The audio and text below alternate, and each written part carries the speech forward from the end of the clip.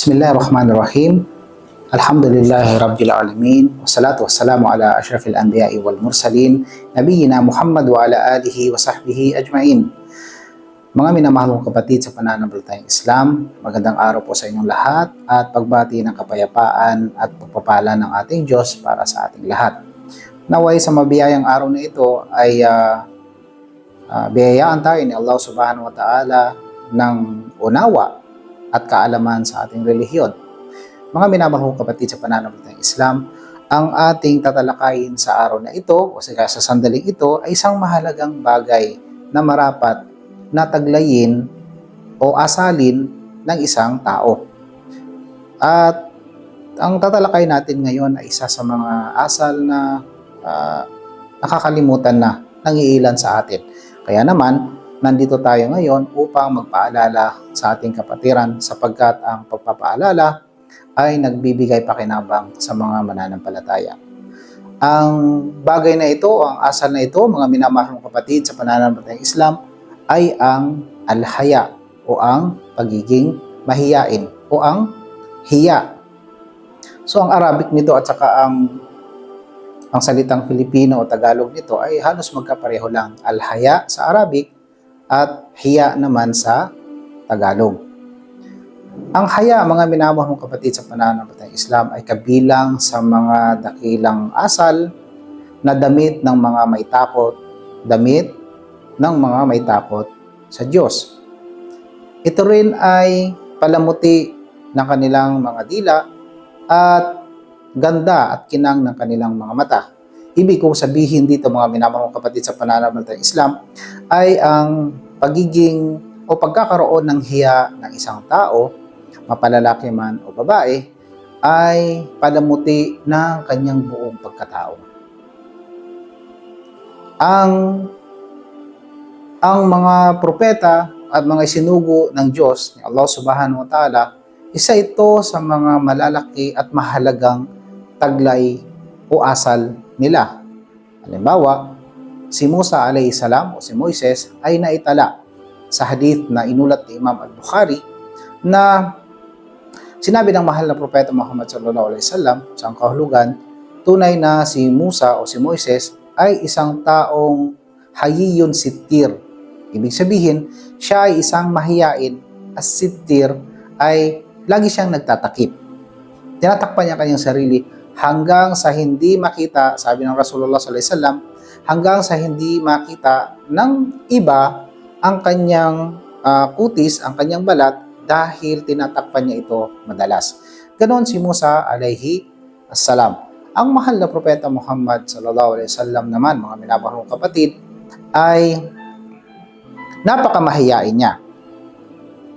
Sinabi ng isa sa kanyang mga sahaba at sinabi rin ni Aisha radhiyallahu ta'ala anha na ang mahal na propeta Muhammad sallallahu alaihi wasallam ay asyaddu hayaan min al-adra fi khudriha. Ibig sabihin, ang mahal na propeta Muhammad sallallahu alaihi wasallam ay higit pang mahiyain kaysa sa isang babaeng birhen sa kanyang kwarto o sa kanyang silid. So, ganun kamahiyain ang mahal na propeta Muhammad sallallahu alaihi wasallam.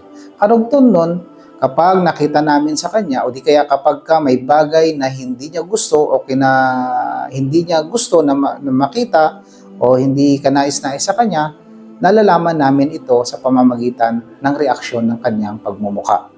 So, ibig sabihin, pagka hindi gusto ng mahal na propeta Muhammad sallallahu alaihi wasallam at kinamumuhian niya ang isang bagay, ay nalalaman ito sa kanyang mukha. Subalit, hindi siya nagsasalita ng masama dito, hindi siya nagpapalabis sa kanyang pananalita sa bagay na hindi niya gusto.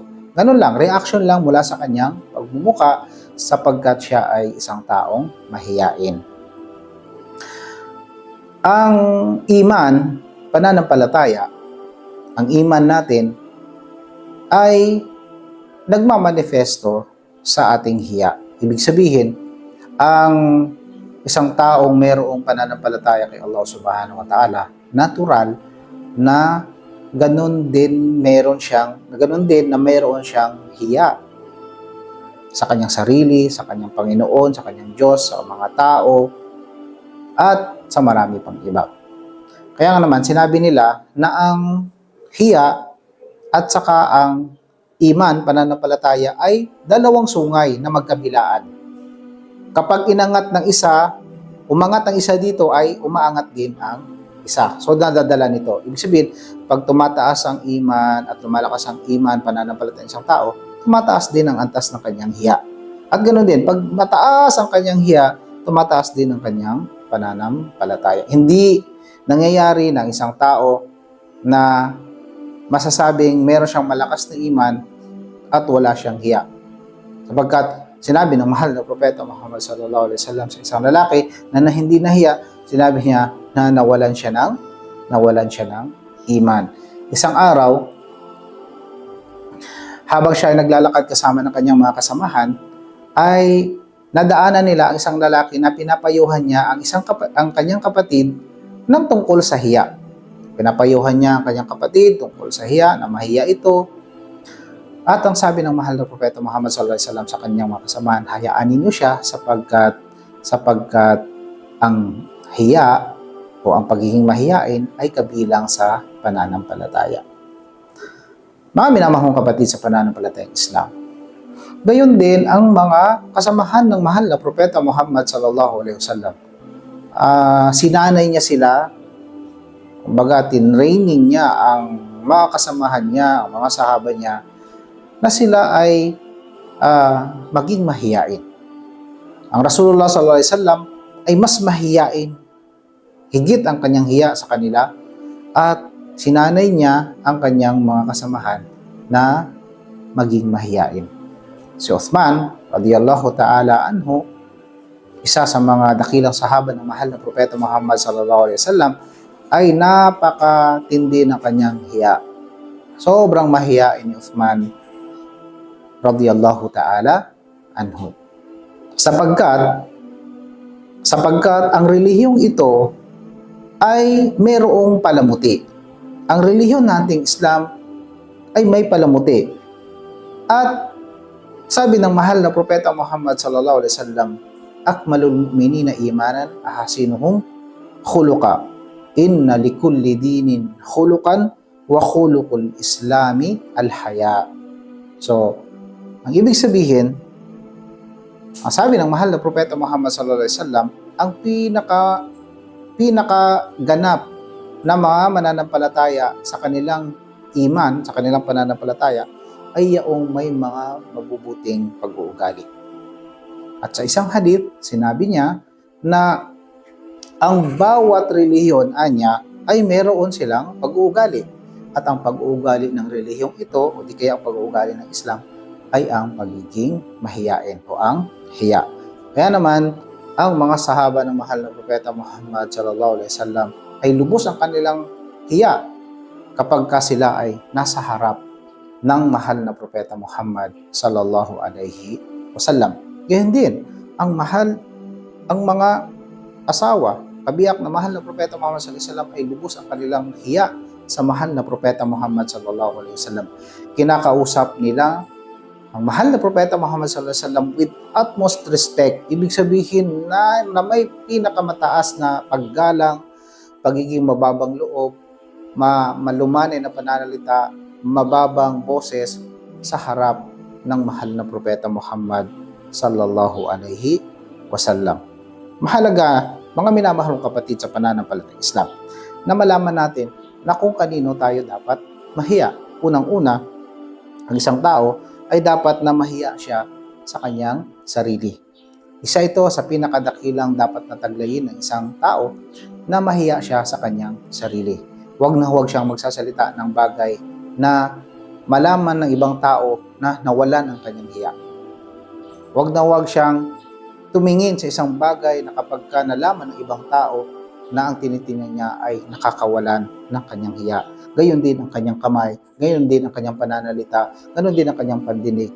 Lahat ng ito ay dapat sumusunod sa asal niya bilang isang mahiyain. Sa isang hadith ng mahal na propeta Muhammad sallallahu alaihi wasallam, sabi niya, "Ma kana al-fuhshu fi shay'in illa shana wa ma kana al-haya'u fi shay'in illa zana." Tunay na kapag ka ang fuhush, ibig sabihin ng fuhush ay kabastusan, kahalayan. Ibig sabihin, kapag ka ang isang kahalayan ay nailagay sa isang bagay, ay maliban na lamang na sinisira niya ito. Pinasasagwa at pinapapangit niya ang kahalayan at kawalang hiya. At tunay naman, sabi niya, na ang hiya, kapag ka iniligay mo sa isang bagay, ay maliban na lang na pinagaganda at pinagaganda niya at pinaiinam niya ito. Ibig sabihin, ay isang tao. Ang isang simpleng tao na mayroong simpleng pananamit, mayroong simpleng pangangatawan, subalit, nasa kanya ang hiya, taglay niya ang ugali ng pagiging mahiyain, ay iniaangat ng hiya na ito ang kanyang estado sa ibang mga tao. At pansinin mo naman ang isang tao na mayroong magandang pananamit, mamahaling pananamit, mayroong mga mamahaling gamit sa kanyang pangatawan. Subalit, halimbawa, siya ay mapagmalaki, minamaliit niya ang ibang tao, malaswa ang kanyang pananalita, ay maliban na lamang na ang lahat ng bagay na iyon ay sinira ng kanyang pagiging mahalay at pagiging malaswa at kapangitan at kasagwaan ng kanyang pag-uugali. Ganun po mga minamahal ko, kapatid sa pananampalatayang Islam. Si Allah subhanahu wa ta'ala, isa ito, ang pagiging mahiyain ay katangian ni Allah subhanahu wa ta'ala na dakila. Nahihiya si Allah subhanahu wa ta'ala na kapag ang kanyang alipin ay tinataas nito ang kanyang mga kamay upang manalangin kay Allah subhanahu wa ta'ala, ay nahihiya si Allah subhanahu wa ta'ala na hindi niya tutugunin o pakikinggan ang panalangin ng kanyang alipin. Sa isang hadith, sabi ng mahal na propeta Muhammad sallallahu alaihi wasallam, tunay na si Allah subhanahu wa ta'ala ay mahiyain at nagtatakip siya ng pagkakasala at pagkukulang ng kanyang alipin. At nahiya siya na kapag ang kanyang alipin ay nag-aangat ng kanyang kamay upang manalangin sa kanya, na ibabalik niya ang kamay niya nang wala man lang itong tinugon dito si Allah subhanahu wa ta'ala. Ganun po ang tinutukoy na hiya patungkol kay Allah subhanahu wa ta'ala. Pangalawang hiya, mga minamahal kapatid sa pananampalatayang Islam, ay ang hiya ng isang tao sa kanyang Panginoon kay Allah subhanahu wa ta'ala. Kapag ka ikaw ay mag-isa, mahiya ka kay Allah subhanahu wa ta'ala.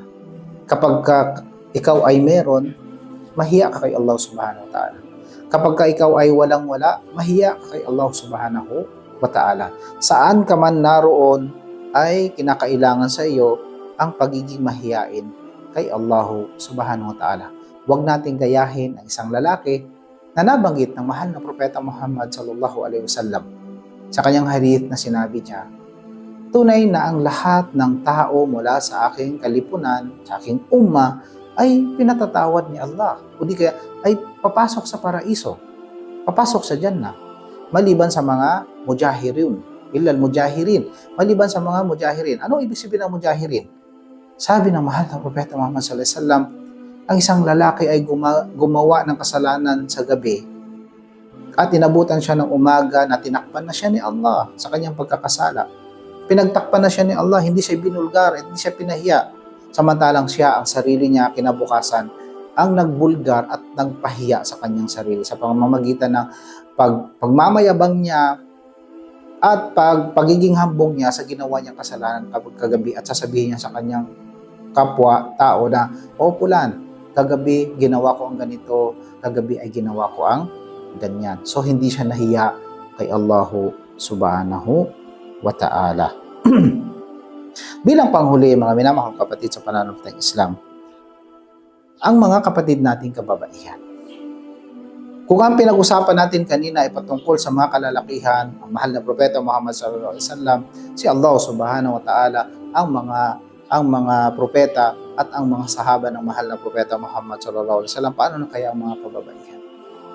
Kayong mga kababaihan, ito ang inyong damit.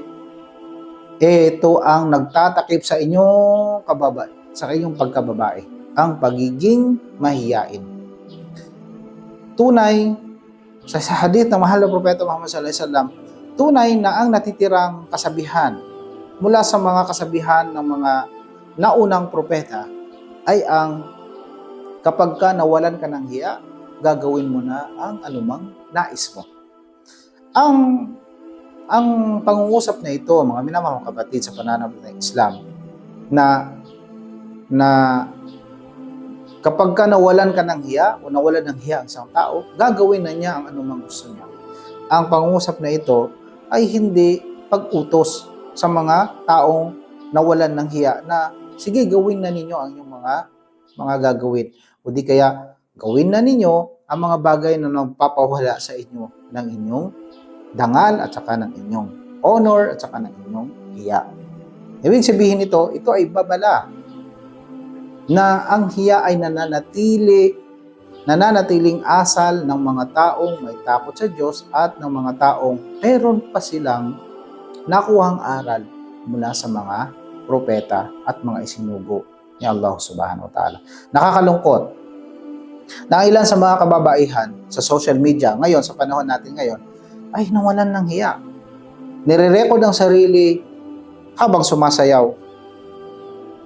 Nire-record ang sarili habang naglalandi. Nire-record ang sarili habang nakakahiya. Kahit na masabi natin dito ay mas lalong nakakahiya na i-explain natin o ipaliwanag natin ang kanilang ginagawa na mga bagay na kalaswaan na ginagawa ng ating mga kababaihan. Kamakailan lamang o noong nakaraang linggo ay meron tayong nag-viral na video ng isang kapatid natin na babae na nagrereklamo laban sa kanyang asawa sa harap ng maraming tao. Dito, marami tayong dapat na ipaliwanag dito na mali. Unang-una dito, yung paraan ng kung saan yung lugar, yung venue, kung saan dumadaing yung isang sister natin tungkol sa kanyang problema sa kanyang asawa, ay problema din. Ganon din ang humahawak ng kumbaga yung mga hukom na nakikinig o yung mga leader na nakikinig sa sister na ito ay hinayaan nilang marinig ng madla ang mga sinasabi ng sister na ito o ng kapatid natin na ito. Ganon din na may mga tao sa paligid na nag-video, walang restriction, walang house rule, kumbaga. Sapagkat marapat sa mga bagay na may kinalaman sa usaping mag-asawa ay kinakausap ng mga pinuno o di kaya ng mga leader o di kaya ng mga hukom o di kaya ng judge sa bahay hukuman ng sikreto at walang nakakarinig ng ibang mga tao. So narinig na natin kung ano ang narinig natin at subhanallah, maalala ng isang may takot kay Allah subhanahu wa ta'ala, maalala ng isang may kaalaman o may unawa sa reliyong Islam ang kasabihan ng mahal na propeta Muhammad sallallahu alaihi wasallam na inna mimma adrakan nas min kalamil anbiya min kalamil an-nubuwatil ula idha lam tastahi fasna bima shi't. At mga minamahal kapatid sa pananampalatayang Islam, marami pa akong kailangang sabihin, so bagay ang oras natin ay napakahaba na at naway nakaparating ako ng payo sa ating mga kapatid tungkol sa dakilang pag-uugali at asal dapat na isang mananampalataya na ang hiya at ang hiya na ito ay kaparis ng pananampalataya o ng iman. Katulad ng sinabi natin kanina na kapag umangat ang iman, umaangat ang hiya. At kapag umaangat ang hiya, ay umaangat din ang pananampalataya at ang takot ng isang tao sa kanyang Panginoon. Naway magbigay benepisyo sa atin ang ating kaalaman at naway iangat tayo ni Allah subhanahu wa ta'ala at pagandahin niya at palamutian niya tayo sa pamamagitan ng ating kaalaman, ng ating iman at ng ating hiya. Hanggang dito na lamang po. Marami pong salamat sa inyong pakikinig at panonood ng video na ito. Maraming salamat, Skoma at saka Peace Studio. Hanggang sa muli, Assalamualaikum warahmatullahi wabarakatuh.